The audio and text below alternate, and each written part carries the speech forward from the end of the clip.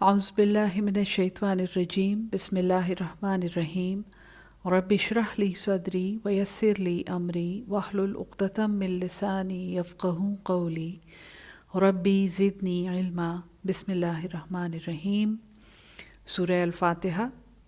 اور ہم لوگوں نے جہاں تک پڑھ لیا تھا الحمد للہ رب العالمین الرحمن الرحیم مالک یوم الدین، یہاں تک ہم سورہ الفاتحہ الحمدللہ پڑھ چکے ہیں اور کوشش کر چکے ہیں کہ ہم جتنا اسے سمجھ سکیں، کیونکہ قرآن کی اوپننگ صورت ہونے کی وجہ سے گویا ایک مقدمہ ہے، ایک پریفس ہے یہ قرآن کا، اور یہاں سے قرآن کا آغاز ہوتا ہے۔ اس کی ایک ایک بات سمجھ کر دل میں اتارنے کے قابل ہے، کیونکہ ہم روزانہ نماز میں یہ صورت بار بار پڑھتے ہیں، اور ہم میں سے کتنے لوگ اس صورت کی معنویت پر اور اس کی گہرائی پہ غور کرتے ہیں۔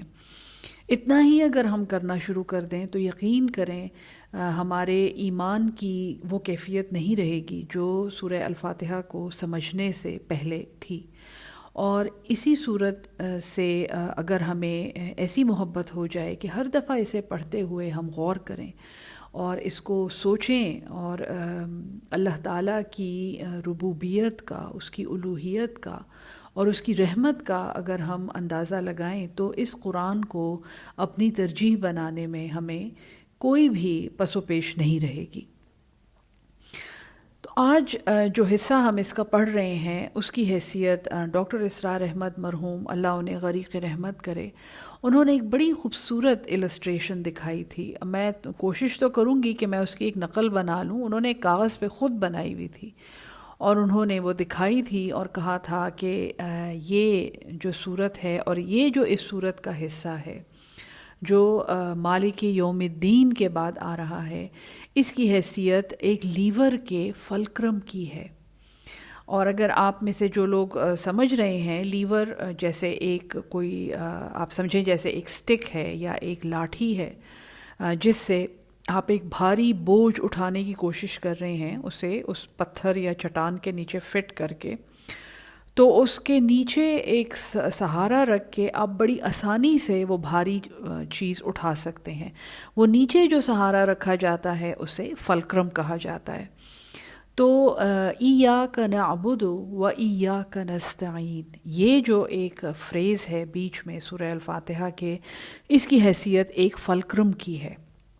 یہ ایک ڈیوائیڈر ہے، ایک تقسیم کرنے والی ایک خوبصورت حد ہے، جو جب آپ صورت شروع کرتے ہیں تو آپ اللہ کی صفات بیان کر رہے ہیں اور آپ اللہ کی صفات میں غور کر رہے ہیں، اور ایک لحاظ سے جس اللہ کے ساتھ ہم کنیکٹ ہونا چاہتے ہیں نماز میں، اس کی حمد و ثنا کر رہے ہیں۔ جب آپ کہتے ہیں الحمدللہ تو یعنی وہ تعریف اور وہ پہچان اور وہ اپریسیشن اور کانشسنس جو ہمیں گہرائی میں سوچ کر حاصل ہوتی ہے کسی بھی خالق کے بارے میں، وہ تعریف جو ہے اور وہ پہچان اور وہ محبت جو ہے وہ صرف اللہ ہی کے لیے ہے۔ الحمدللہ، اللہ کا مطلب بھی میں نے آپ کو اچھی طرح سمجھایا تھا۔ پھر ہے یہ وہ اللہ ہے، یعنی اس الوہیت کے قابل کون ہے، وہ فائنل خالق کون ہے، وہ اللہ ہے۔ اور وہ اللہ جو ہے وہ رب ہے، رب العالمین ہم نے کہا تھا، وہ تربیت کرنے والا، وہ تھامنے والا، وہ مینٹین کرنے والا، اور وہ نشو و نما کرنے والی ذات جو ہے رب۔ اس معنی میں کتنی گہرائی ہے اور کتنی زیادہ ڈیٹیل ہے یہ بھی ہم پڑھ چکے ہیں۔ اور نہ صرف یہ ہمارا رب ہے یا یہ اس دنیا کا یا یہ اس کائنات کا رب ہے، یہ زمان و مکان کا رب ہے۔ العالمین ہم نے کہا تھا، اسپیس ٹائم ہم لوگوں نے ڈسکس کیا تھا عالمین پڑھتے ہوئے۔ اور یہ ربوبیت کی جو صفت ہے اللہ کی، یعنی اس طرح کی ربوبیت اور اس طرح کی جو کنیکشن ہے اپنی مخلوق کے ساتھ، وہ صرف ایک ایسے خالق کا ہو سکتا ہے جو انتہائی بے غرض محبت اور رحمت کرنے والی ذات ہو، تو وہ رحمان اور رحیم ہے۔ یہ اللہ کی صفات بیان کرنے کے بعد اور ان کو سمجھنے کے بعد ہم نے پڑھا تھا مالک، یعنی کہ وہ بلا شرکت غیر، بغیر کسی شراکت کے، بغیر کسی اور کی انٹرفیئرنس کے، بغیر کسی کے ساتھ شیئر کرنے کے، جو واحد ایک ہی اکیلا مالک ہے جس کی ملکیت ہے. اور ملکیت میں نے آپ کو سمجھائی تھی کہ جس کی مکمل اتھارٹی ہے، جس کی مکمل نہ صرف اتھارٹی ہے بلکہ وہ اس کی رسپانسبلٹی بھی ہے، وہ اس کو تھام رہا ہے، وہ اس چیز کو مینٹین کر رہا ہے. وہ صرف یہ نہیں کہ وہ طاقت کے نشے میں اس چیز کو تباہ کر دے گا، بلکہ وہ اس کے لیے بہترین سوچ رہا ہے، وہ اس کی کیئر کر رہا ہے.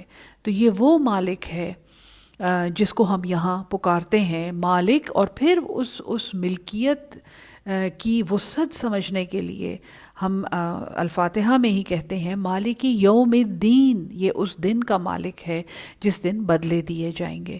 تو ہماری یہ جو ذات ہے اور ہماری جو ہم تو اسی میں سے نہیں نکل سکتے نا، ہم ہیں کچھ، تو یہ ہم ہیں اور یہ ہماری دنیا ہے، یہ ہمارا ملک ہے، اور پھر ہمارا پلانٹ ہے، یہ سیارہ ہے، پھر یہ نظام شمسی ہے، پھر یہ گیلیکسی ہے جس میں ہم پائے جاتے ہیں، جس کو سولر سسٹم بھی ایک گیلیکسی میں پایا جاتا ہے، اور وہ پھر کائنات کا ایک حصہ ہے.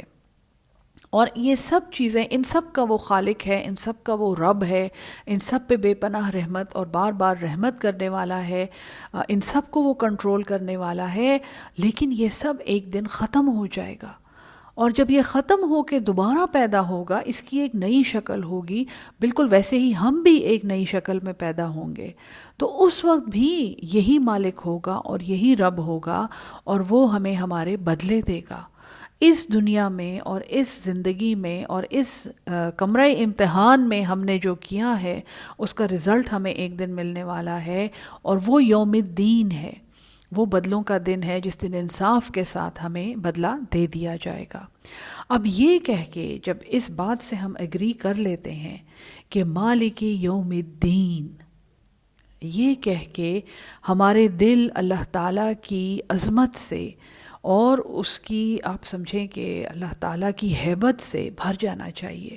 وہ دل جو اللہ سے جڑا ہوا ہے اور جو اللہ کی رحمت کا سوالی ہے، اور جو یہ قرآن سمجھ کے اس پہ عمل کرنے والا اور اس کو اپنی ترجیح بنانا چاہتا ہے، وہ اللہ تعالیٰ کی ہیبت سے وہ دل بھر چکا ہوتا ہے. اور یہ ایک ایسی سٹیج ہے جب ہم کہتے ہیں مالک یوم الدین، تو ہم مکمل طور پہ ہمیں ایک عاجزی محسوس کرنی چاہیے. یعنی کہ ایک بڑی ہمبلنگ سوچ ہے یہ ایک ایسی سوچ ہے جب ہم مکمل طور پہ اس بات سے آگاہ ہوتے ہیں کہ اللہ تعالیٰ کی اس تخلیق میں ہماری کیا جگہ ہے اور ہماری کیا حیثیت ہے، اور ہم ایک مکمل یعنی کہ آپ سمجھیں تحیر میں، ایک درماندگی میں اس وسعت کے سامنے کھڑے ہوتے ہیں کہ اے اللہ، اے مالک یوم الدین. تو آپ سمجھیں ایک لمحے کے لیے کہ امیڈیٹ اگلا رسپانس کیا ہوگا ہماری اس روح کا جو اللہ کا امر ہے، ہمارے اس دل کا جس پہ اللہ کی ہدایت کی روشنی پڑتی ہے اور وہاں سے ہمارے اعمال منعکس ہوتے ہیں. تو ہم امیڈیٹلی کیا سوچیں گے؟ ہم اللہ سے مدد مانگیں گے نا. جب ہم اتنے عاجز ہو چکے ہیں اور جب ہم اتنے ہمبل ہو چکے ہیں تو ہم اپنے ارد گرد مدد ڈھونڈیں گے نا. ہم دیکھیں گے کہ کوئی ایسا ہے جو ہمیں سہارا دے دے، جو ہمیں تسلی دے دے. وہ اس دن کا سوچ کے جب ہمیں ہمارے اعمال کے بدلے ملیں گے اس خالق کی طرف سے جو دلوں کے حال بھی جانتا ہے، تو یقیناً ہم ایک دست شفقت ڈھونڈیں گے. ہم ایک ایسا سہارا ڈھونڈیں گے جو ہمیں یہ کہے کہ سب ٹھیک ہو جائے گا، کوئی بات نہیں، سب ٹھیک ہو جائے گا. یہ وہ لمحہ ہے جب ہم یہ دو انتہائی کرٹیکلی امپورٹنٹ الفاظ، کرٹیکلی امپورٹنٹ آپ سمجھیں یہ جملہ ہم سورہ الفاتحہ کا کہتے ہیں. ہم کہتے ہیں ایاک نعبد و ایاک نستعین، اور رواں ترجمہ تو اس کا یہ ہے کہ صرف اور صرف تیرے ہی ہم بندے ہیں، ہم تیرے غلام ہیں، اور صرف تجھ ہی سے ہم بلا واسطہ مدد چاہتے ہیں.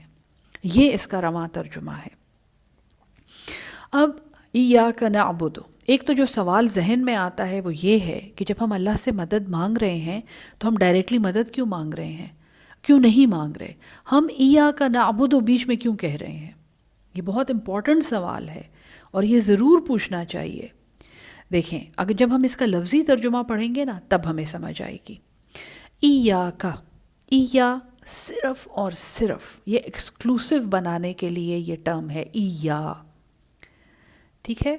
پھر ہے یعنی، اور اس میں ہم بھی شامل ہے، یہ ایا کا جو ہے نا اس میں ہے ہم صرف اور صرف، اور پھر کا مطلب ہے تو، تجھ سے۔ اب یہ کا جو عربی میں ہے یہ واحد کے صیغے کے لیے استعمال ہوتا ہے۔ جب ہم جمع سے بات کر رہے ہوتے ہیں تو ہم کہتے ہیں کم، لیکن کا مطلب ہے تو ہی، صرف تو ہی، ٹھیک ہے جی؟ ایاک، ہم صرف اور صرف تجھ سے، تیرے ہی۔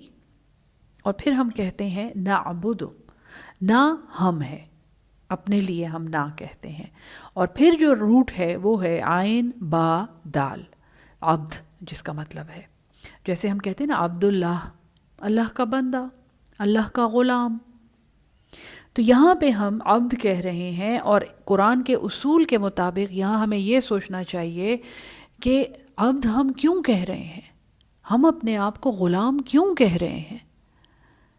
تو اگر آپ کو یاد ہو کہ اس سے پہلے والی جو ٹرم گزری ہے، میں نے آپ کو بتایا تھا نا، قرآن سمجھنے کا اصول ایک ہے، وہ ہے قرآن کا ربط۔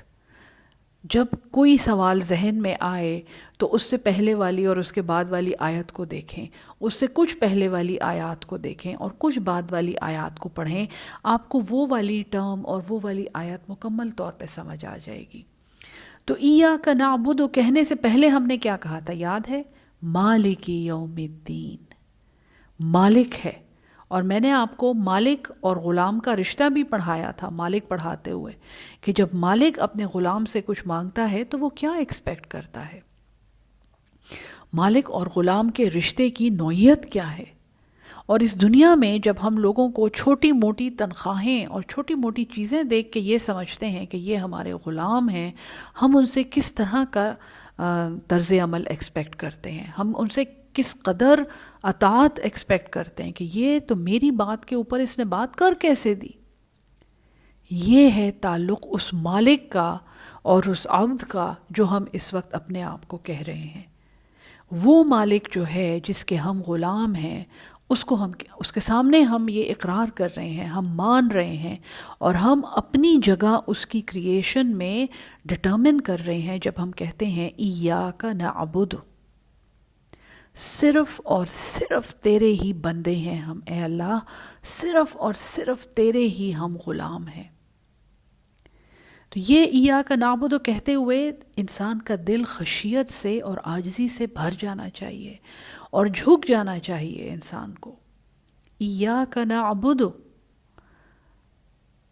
اور یہ عبدیت ہے جس کو قرآن میں وجہ تخلیق بتایا گیا ہے۔ اللہ تعالیٰ قرآن میں فرماتا ہے وَمَا خَلَقْتَ الْجِنَّ وَالْإِنسَ إِلَّا لِيَعْبُدُونَ، نہیں بنائے ہم نے یہ جن اور انس، یہ جن اور انسان، مگر یہ کہ وہ ہمارے غلام ہیں، مگر یہ کہ وہ ہماری عبادت کریں، وہ ہمارے بندے بنیں، ہمارے فرمان بردار بنیں۔ ٹھیک ہے جی؟ وجہ تخلیق کائنات ایک بہت بڑا سبجیکٹ ہے، وجہ تخلیق عبد بھی ایک بہت بڑا سبجیکٹ ہے جس پہ بہت زیادہ تفرقہ بنا ہے ہماری امت میں، اس کی ڈیٹیل میں ابھی نہیں جاؤں گی، لیکن وجہ تخلیق کائنات اللہ نے قرآن میں بتائی ہے، اور وہ یہ ہے تاکہ یہ ہماری فرمان برداری کریں۔ یعنی ان کو تخلیق کر کے ہم نے ان کو ایک امتحان میں داخل کر دیا ہے، اور وہ امتحان یہ ہے کہ بہترین فرمان برداری کون کرتا ہے، جس کے مطابق ان کو ان کے بدلے ملیں گے۔ تو جب ہم مالک کہتے ہیں تو اس کے ساتھ کنیکٹڈ اس کی مناسبت میں ہم کہہ رہے ہیں ایاک نعبد۔ اب سمجھ آ گئی ہے؟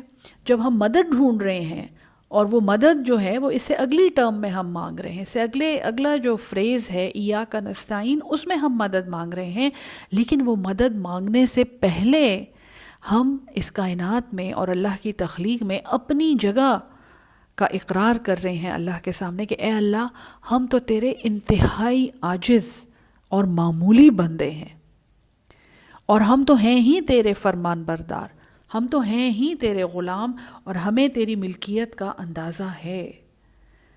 جب ہمیں اللہ کی ملکیت کا اندازہ ہوگا تبھی ہم اپنی زندگی میں اللہ کو اور اس کے کلام کو ترجیح بنا سکیں گے۔ جب تک ہم سمجھتے ہیں کہ ملکیت کسی اور کی ہے، جب تک ہم یہ سمجھتے ہیں کہ ہم میں بڑی عقل ہے، ہم اپنے لیے اچھا سوچ سکتے ہیں، تب تک ہم اپنے نفس میں اور اپنی زندگی کے معمولات میں اللہ کو اور اس کے کلام کو ترجیح نہیں بنا سکتے۔ اب جب ہم یہ کہتے ہیں ایاک نعبد، تو ہم اس کے بعد پھر کیا کہتے ہیں؟ ایاک نستعین۔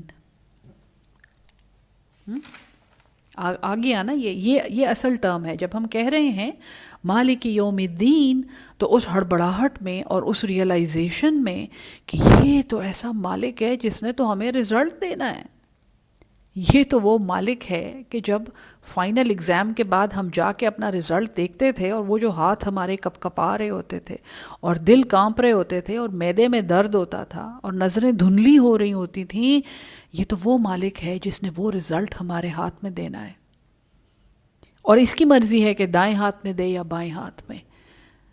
اس ہڑبڑاہٹ میں جو ہم اللہ سے مدد مانگتے ہیں نا، وہ اللہ ہی ہمیں الفاظ سکھا رہا ہے، ایاک نستعین۔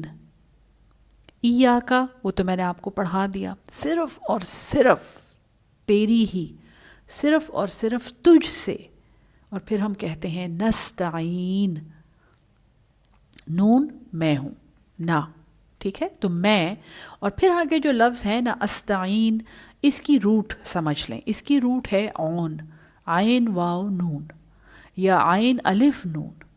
جیسے ہم اردو میں بھی کہتے ہیں نا، ہم ان کی مالی اعانت کرتے ہیں، انہوں نے بڑی اعانت کی ہماری۔ آوان جو ہیں یہ مددگار کو کہتے ہیں، تو اون کا مطلب ہے مدد، اس روٹ کا مطلب ہے مدد۔ اب استعین بنانے کا کیا مطلب ہے؟ قرآن میں ہی ہے، آئینونی، میری مدد کریں، ٹھیک ہے، یا پھر اس نے ان کی مدد کی، یہ بھی قرآن میں آن سے آیا ہے، فعانی۔ لیکن استعانت جو ہے نا، یہ وہ مدد ہے جو بلا واسطہ ہو، ڈائریکٹ۔ اس وقت اس صورت میں الفاتحہ میں ہی ہمیں سکھایا گیا ہے کہ جس اللہ کے تم بندے ہو نا، جس اللہ کا تم غلام ہو، جس مالک کے تم غلام ہونے کا دعویٰ کر رہے ہو، ایاک نعبد، تو پھر وہ اللہ تم سے کس طرح کی التجا چاہتا ہے، اور وہ اللہ تمہارے ساتھ کس طرح کا کنیکشن بنانا چاہتا ہے، اس اللہ کی کیا رضا ہے، اس اللہ کی کیا مرضی ہے کہ تم اس کے کتنے قریب ہو،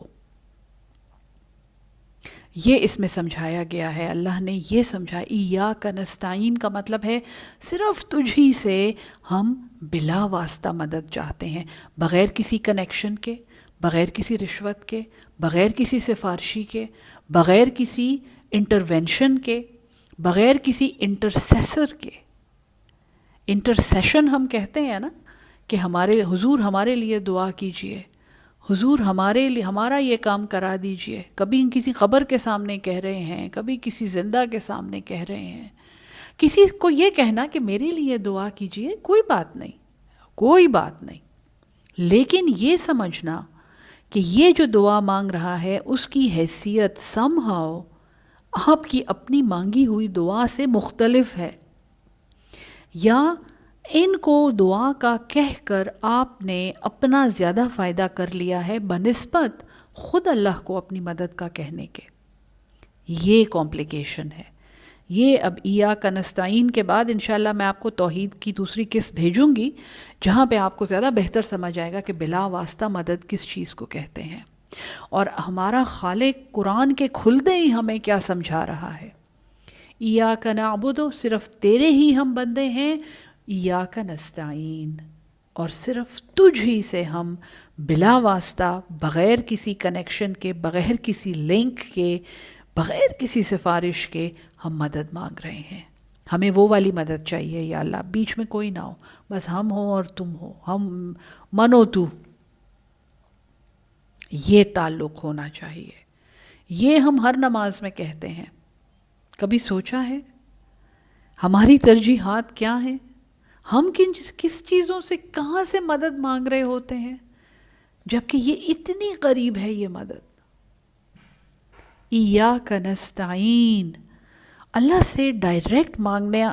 اس کی میں 2 آپ کو بڑی مزیدار مثالیں دوں گی. اکثر لوگ کہتے ہیں کیوں جی ہم تو رسول پاک صلی اللہ علیہ وسلم کے واسطے سے دعا مانگتے ہیں، ہم تو درود کے واسطے سے دعا مانگتے ہیں. ضرور مانگیں، میں اس کے خلاف نہیں ہوں. صرف اپنا یہ کانسیپٹ کلیئر کریں. جس اللہ کے آپ بندے ہیں اس اللہ سے سب کچھ مانگنا ہے، اس سے ہر امید رکھنی ہے، اس کے ساتھ کنیکٹ ہونا ہے، اسی کے امر پہ صبر کرنا ہے، اسی کی نعمت پہ شکر کرنا ہے اور اسی کا شکر کرنا ہے، اس کی نعمت اسی کی مرضی کے مطابق استعمال کرنی ہے. یہ نستعین ہے، یہ استعانت ہے. اور جو اللہ کا بندہ بن گیا، ایاک نعبد، جس نے پورا کر دیا، پھر اس کے لیے مدد جو ہے وہ بھی بلا واسطہ ہے. پھر بیچ میں سے مڈل مین اور کنیکشنز اور سفارشیں ختم. ڈائریکٹ اللہ کی طرف سے مدد. یہ وہ کنیکشن ہے جو ہمارا خالق ہم سے بنانا چاہتا ہے اور جو ہمیں بنانا چاہیے اپنے خالق کے ساتھ، اگر ہم اس کے حکم کو اپنی ترجیح بنانا چاہتے ہیں. تو 2 چھوٹی چھوٹی مثالیں میں آپ کو دوں گی. امیجن کریں ہم پانی پیتے ہیں نا جو نلکے میں سے آتا ہے، اس پانی کے سورس کی طرف آپ جائیں، آپ ڈھونڈیں یہ پانی کہاں سے آ رہا ہے. کسی ٹینکی سے آ رہا ہے، اس میں دنیا جہان کا انہوں نے کلورین مکس کیا ہوا ہوتا ہے. ٹینکی میں ایسے کائی اگ رہی ہوتی ہے، وہ پانی آپ پی رہے ہیں اس وقت، ٹھیک ہے جی، یا بوتل سے پی رہے ہیں. فیکٹری جا کے دیکھیں وہاں پہ پانی کہاں سے آ رہا ہے. وہ وہاں سے وہ فلاں دریا سے بھر کے لا رہے ہیں پانی، فلاں چشمے سے بھر کے لا رہے ہیں. وہاں جائیں، وہ چشمہ کہاں سے آ رہا ہے؟ وہاں سے آ رہا ہے جی. یہ چشمہ جو ہے نا تو یہ دریائے سندھ سے ڈائریکٹلی یہاں سے آتا ہے. اچھا جی، دریائے سندھ کہاں سے آ رہا ہے؟ چلتے جائیں، آپ ایک ایسی چشمے پہ پہنچیں گے جو یا تو کوئی اللہ کی قدرت سے ایک گلیشیئر اور برف کا تودہ آہستہ آہستہ پگھل کے وہ پانی بنا رہا ہوگا، یا زمین کے اندر سے شفاف خوبصورت ٹھنڈا پانی نکل رہا ہوگا اور وہ دریا میں جا رہا ہوگا، جو دریا آگے چل کے اس چشمے میں یا ندی میں جائے گا، جو ندی جو ہے وہاں سے ٹرک میں بھر کے پانی آپ کی ٹینکی میں لایا جاتا ہے. اب آپ سوچیں اپنے نلکے میں سے پانی پینا یا وہاں سے پانی پینا جہاں سے وہ آ رہا ہے، کوئی فرق ہے؟ فرق ہوگا نا. یہی فرق ہے کسی کے ذریعے مدد مانگنے سے اور بلا واسطہ مدد مانگنے میں. یہ فرق ہے. وہ پانی کی افادیت آپ سوچیں اور اس کے فائدے سوچیں اور اس کے اندر جو منرلز ہیں اور وہ جو آپ کو تسکین دیتا ہے. ایک دفعہ میں نے دیر میں ایسا پانی پیا تھا، مجھے بتایا گیا تھا کہ میڈم یہ وہ پانی ہے، یہ وہ وہاں پہ پھر بوتلوں میں بھرا جاتا ہے.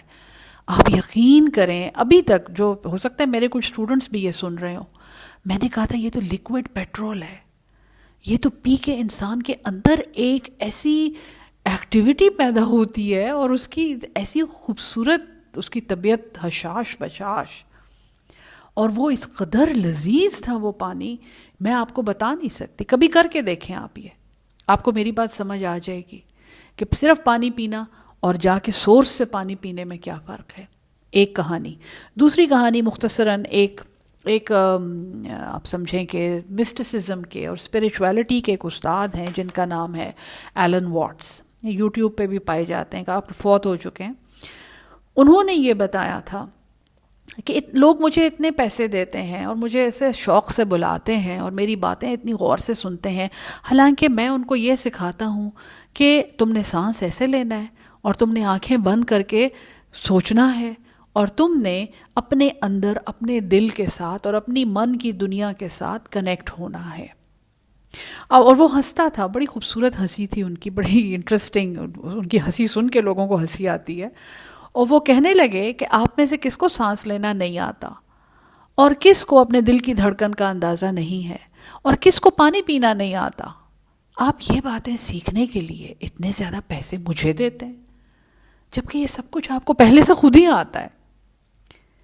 تو یہ گو کہ وہ سورہ الفاتحہ نہیں پڑھا رہے تھے، لیکن ان کی یہ بات میرے دل میں بالکل جگہ کر گئی کہ اللہ تعالیٰ نے تو، وہ تو ہماری رگ جان سے زیادہ قریب ہے، ہیں نحن اقرب من حبل الورید، ہم تو تمہاری رگ جان سے زیادہ تم سے قریب ہیں۔